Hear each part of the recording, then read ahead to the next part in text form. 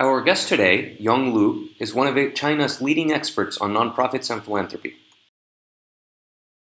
Lu is the CEO and founder of Evergreen Asia Advisors, a firm that helps clients devise and implement philanthropic initiatives in Greater China. She has worked closely with the Schwarzman Scholars Program at Tsinghua University, helping them with outreach to American philanthropists. Her experiences inspired her to write The Third Sector, a book introducing America's nonprofit sector to Chinese audiences, and Fundraising for a Cause, another book giving practical advice on fundraising. She will speak to us today on China's NGO sector and philanthropy in China.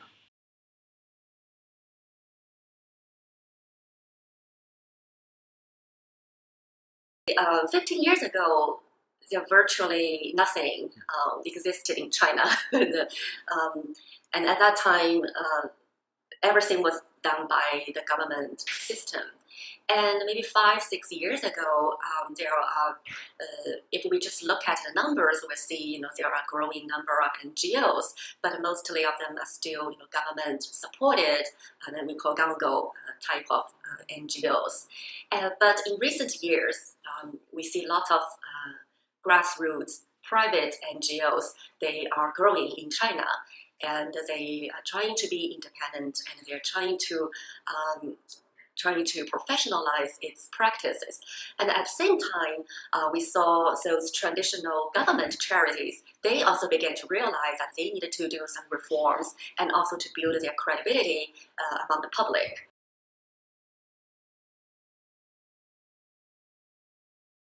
If you look at the American history, with the economic development, there is a demand for social development, and this would be the same thing happening in China.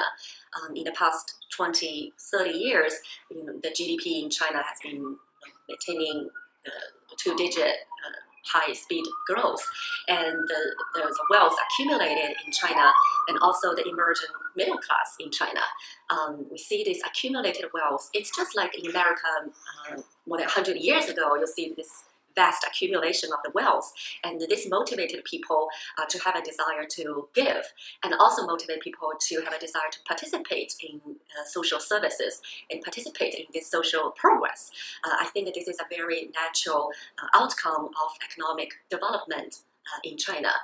And at the same time, when people, when they have challenges in doing philanthropy in China, they often argue that, private philanthropy is an American thing. It's American culture. It cannot develop in China. I disagree with that. If you look at the Chinese history, thousands of years ago, people began to have individual charitable behaviors. And if you look at the Chinese Buddhism culture or the Confucianism, they both greatly encourage benevolence. So this is a culture also deeply rooted in every Chinese heart, and it's a universal demand to contribute to the society and to give back to the society. I think it's really a part of the human nature, and it's universal. In the past, because of historical and political reasons, in China we have these big states, but a very small society. People rely everything on the government. But right now, with the economic development and the accumulation of wealth, people have this desire and awareness to give. And for the government parts as well, they realize the benefits of having the private sector to participate in the social services, because they also realize government can't just do everything for everyone. China is such a huge country. They realize the benefits of that, and to some degree, the government also encouraged the development of private social organizations. This is also good for economic development eventually.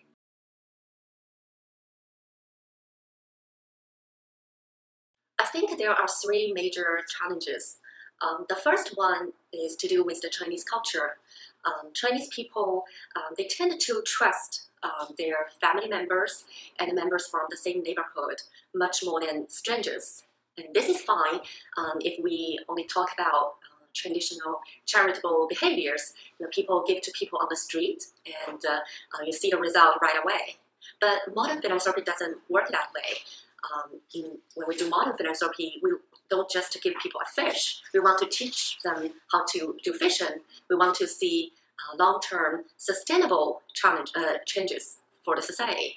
And that also means we won't be able to see the result directly, won't be able to measure it accurately, and we won't see the people that we're helping with.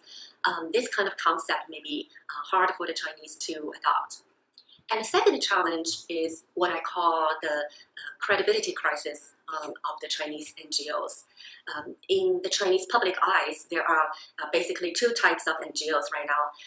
The first is those traditional government-supported charities, and they have lots of credibility crisis recently with scandals going on.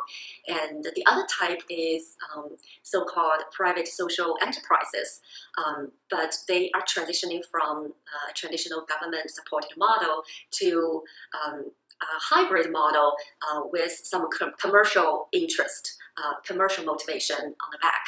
So none of these organizations have public credibility. Sometimes in China, people equalize privatization to commercialization, and this is also dangerous to build trust for the nonprofit sector.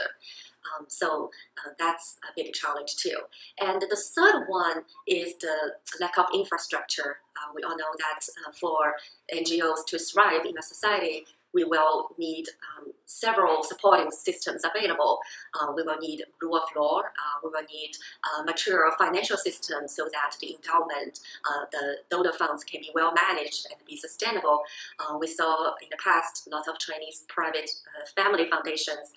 They established with goodwill, but after a couple of years, they gave out all the money and running out of their funds and had struggled to raise money from elsewhere. There's still lack of concept of how to manage their endowment, their funds to be sustainable. And third, we also need a professional staff and professional management for nonprofit organizations, and this is China really needed to keep up.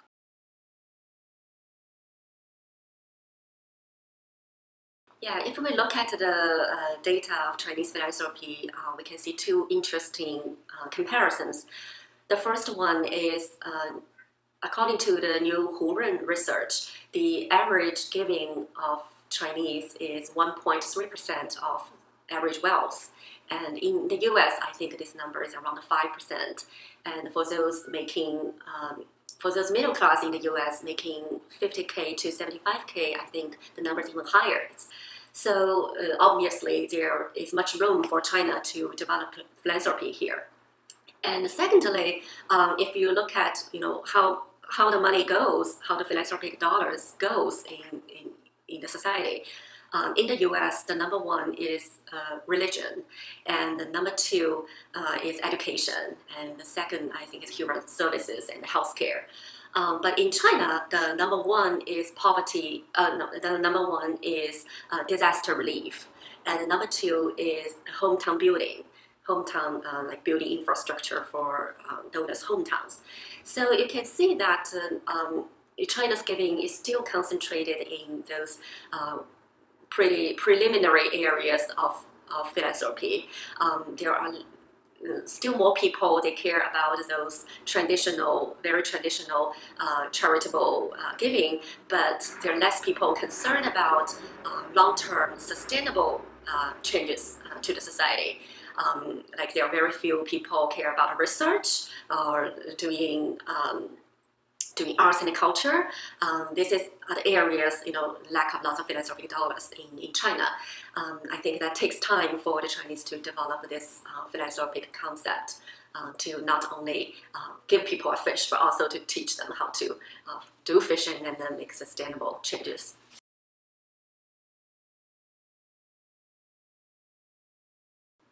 I think in China recently there's one thing they're really I think more advanced than in the US, is that they are extremely active with those social media to do fundraising and to mobilize people's interest in philanthropy. This could be far impactful than we can feel here in the States. They do lots of traditionally we call it direct response here, but in China they call like public fundraising. They open a channel on the internet, and within hours they can receive donations from donations everywhere, and it's very effective and very amazing actually. And this is a good way for them to build a public awareness of philanthropy, and people like that. And I think it is also to do with the age differences of donors in the US and China. In the Chinese, the donors tend to be younger, much younger than in the US. In the US, usually older people, baby boomers, they are the mainstream for philanthropy. But in China, it's the young people. It's the young people who care about philanthropy, who wanted to participate, and who are very versatile with this new technology to participate. So I think this is something in the US perhaps we can learn from China. And that's the young generation of philanthropists.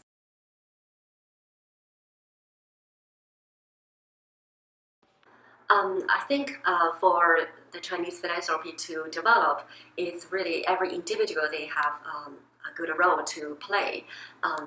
In the US, and the modern philanthropic system was developed more than 100 years ago, and basically by a group of industrialists and philanthropists, people like Rockefeller and Andrew Carnegie. They donated to the society. They actually made it a system for modern philanthropy. And I think in China, it's exactly like that area. We had lots of opportunities there. For those Rockefeller type of rich, successful entrepreneurs, I hope that they would have more the motivation to give, and also to help shape the modern philanthropic system in China. And at the same time, philanthropy is not just about rich people. It's also about middle class and about everyone who can make a living for themselves, and at the same time they want to give back to the society and help the others. So it's really to cultivate a culture of philanthropy, and this is to do with everyone. If everyone can participate, and everyone can help build your community, and to increase the awareness of among your friends, among your family, among your colleagues, I think philanthropy in China will definitely thrive in the next few years. And things are changing very fast in China, and so does the private NGO sector.